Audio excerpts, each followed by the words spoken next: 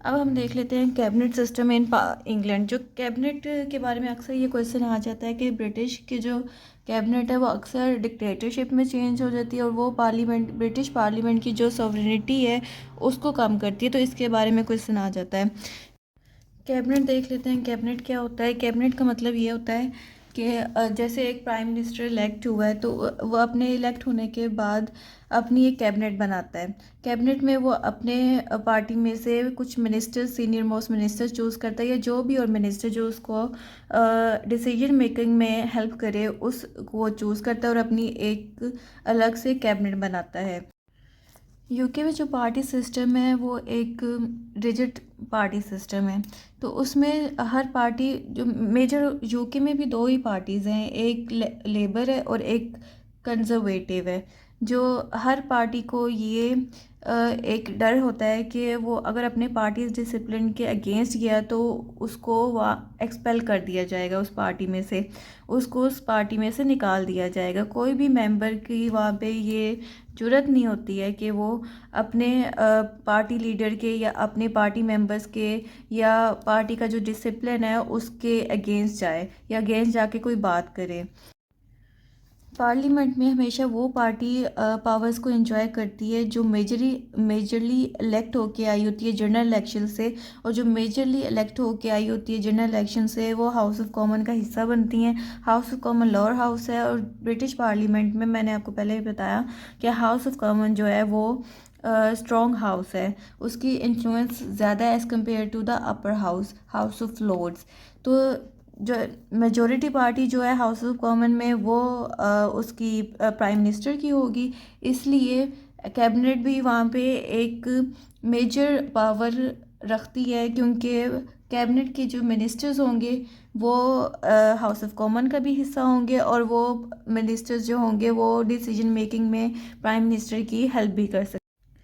Parliamentary form of government में जो parliament को डिसॉल्व करने का राइट होता है वो हमेशा प्राइम मिनिस्टर के पास होता है। उसके पास ये पावर होती है कि वो खुद ब खुद पार्लियामेंट को डिसॉल्व कर सकता है, या फिर किंग को रिक्वेस्ट कर सकता है कि वो पार्लियामेंट को डिसॉल्व कर दिया जाए। और पार्लियामेंट को डिसॉल्व करने का मतलब होता है फ्रेश इलेक्शंस होंगे, एक्स्ट्रा एक्सपेंडिचर होगा हर मिनिस्टर का, और कुछ मिनिस्टर को ये भी होता है कि फिर हमारी सीट जो अब हमें मिली हुई है या वो ये चले जाएगी तो फिर हम दोबारा से पावर में नहीं आ सकते। तो ये जो एक प्राइम मिनिस्टर के पास पावर है डिसॉल्व करने की पार्लियामेंट को, तो ये जो पावर है ये पार्लियामेंट की, ब्रिटिश पार्लियामेंट की सुप्रीमेसी को एक की पावर को चैलेंज है, एक ओवरशैडो करती है, क्योंकि जो इसमें जो अपर हाउस है उसका कोई रोल नहीं है, वो इस डिज़ोल्व को रोक नहीं सकती। अगर पीएम ने कह दिया कि भाई हमने ये डिज़ोल्व करनी है पार्लियामेंट, तो वो पार्लियामेंट को डिज़ोल्व ही होना है, या किंग। अब अगर जो प्राइम मिनिस्टर है वो अपनी कैबिनेट बनाता है, वो अपने कैबिनेट में ये डिसीजन लेता है कि हमने अपनी पार्लियामेंट को डिसॉल्व करना है, तो किसी भी वजह की वजह से, अगर कोई वजह उनकी या कोई ऐसी लॉ मेकिंग है जो उनके हक में नहीं जा रही है, उस वजह से डिसॉल्व करना चाहता है, तो वो ये एक चैलेंज देती है ब्रिटिश पार्लियामेंट सॉवरेनिटी को। क्योंकि अगर पार्लियामेंट डिसॉल्व होगी तो स्टेबल पॉलिटिक्स नहीं वहाँ पे चल सकती, एक इंस्टेबिलिटी आ जाएगी। जैसे पाकिस्तान में बार बार कभी हुकूमत आती है कभी हुकूमत जाती है, तो एक पॉलिटिकल इंस्टेबिलिटी रहती है। इस वजह से ना वो एक जो उनकी पार्लियामेंट्री फॉर्म ऑफ गवर्नमेंट है ना, वो स्ट्रॉन्ग नहीं रहती, फिर वो कमज़ोर हो जाती है और वो निज़ाम जो है ना उसका वो ख़राब हो जाता है। तो ये एक चैलेंज है इसकी ब्रिटिश पार्लियामेंट सोवरेनिटी को। नेक्स्ट हमारे पास आ जाता है point collective responsibility. Collective responsibility में ये आ जाता है कि जो भी पार्लियामेंट के मिनिस्टर्स हैं वो, उनकी कलेक्टिव रिस्पॉन्सिबिलिटी है कि वो या तो राइज करें या तो वो सिंग कर लें एक साथ ही। क्योंकि उनका उनका ये सिस्टम है कि जो भी पार्टी से, जो भी जिस भी पार्टी से उनका मिनिस्टर बिलोंग करता है वो उसके पार्टी के अगेंस्ट नहीं जा सकता है। तो ये जो है ना ये उसकी कैबिनेट को स्ट्रॉन्ग करती है और कैबिनेट को राइज करने में हेल्प करती है। नेक्स्ट हमारे पास आ जाता है टू पार्टी सिस्टम। तो जैसे मैंने आपको पहले बताया कि यूके में दो मेजर पार्टीज़ हैं, लेबर है और कंजर्वेटिव है। तो इसमें ये नहीं हो सकता कि जो लेबर पार्टी का जो मिनिस्टर है वो कंजर्वेटिव में चला जाए या कंजर्वेटिव का जो मिनिस्टर है वो लेबर में आ जाए।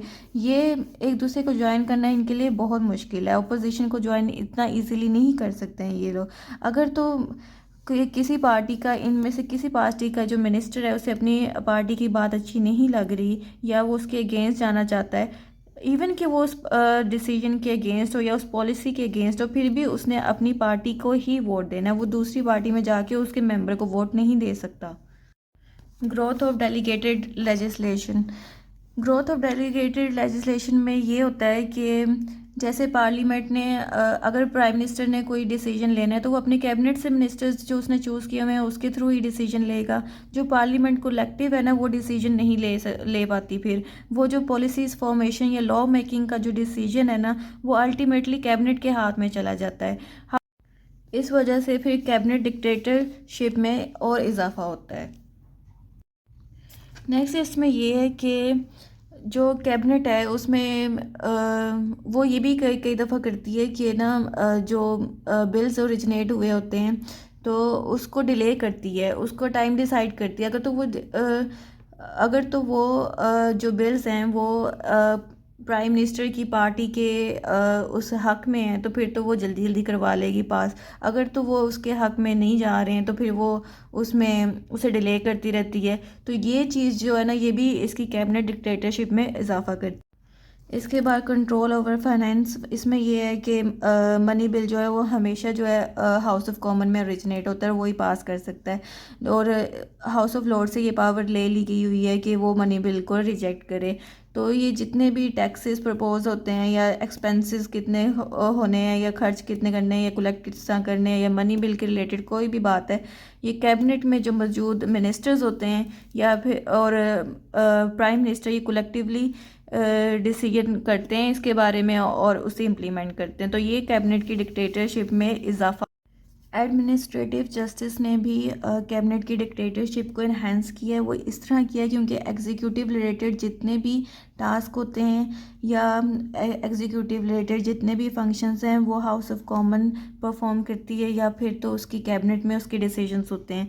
तो गवर्नमेंट ने ये कुछ अदारों को टेंडेंसी दी हुई है कि वहाँ पे वो अपने जो डिस्प्यूट्स उनके राइज होते हैं उनको सुने, उनको रिजॉल्व करे और उन पे जजमेंट प्रोनाउंस करे। For example board of education है, वहाँ पे मिनिस्ट्री ऑफ ट्रांसपोर्ट है। तो बोर्ड ऑफ एजुकेशन में अगर एजुकेशन से के डिपार्टमेंट किसी से रिलेटेड कोई डिस्प्यूट अराइज होता है तो वो बोर्ड ऑफ एजुकेशन ही उसका रिजॉल्व करेगा। अगर बोर्ड ऑफ एजुकेशन रिजॉल्व नहीं कर सकता तो फिर वो कोर्ट में एक बात जाएगी, वो एक नेक्स्ट स्टेप है भाई, अगर ये नहीं कर सक रहा है तो फिर जाएंगे। अगर ये कर सक रहे हैं, पहली अथॉरिटी इन्होंने गवर्नमेंट अदारों को ही दे दी है कि गवर्नमेंट अदारे पहले रिजॉल्व करें, अगर वो नहीं कर सकते तो फिर नेक्स्ट पे जाएंगे। इसी तरह मिनिस्ट्री ऑफ ट्रांसपोर्ट में जितने भी ट्रांसपोर्ट रिलेटेड इश्यूज अराइज होते हैं वो पहले ट्रांसपोर्ट की मिनिस्ट्री ही सॉल्व करेगी, उसके बाद अगर ये सॉल्व नहीं कर पाती तो फिर वो कोर्ट में जाएंगे।